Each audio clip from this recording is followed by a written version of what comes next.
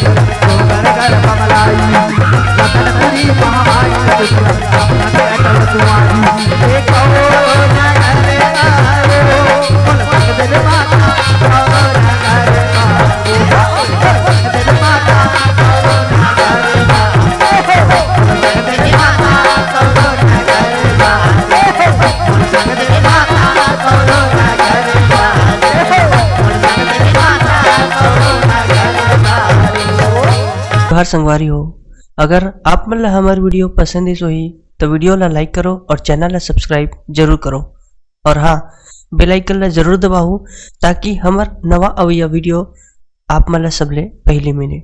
जय जोहार, जय छत्तीसगढ़।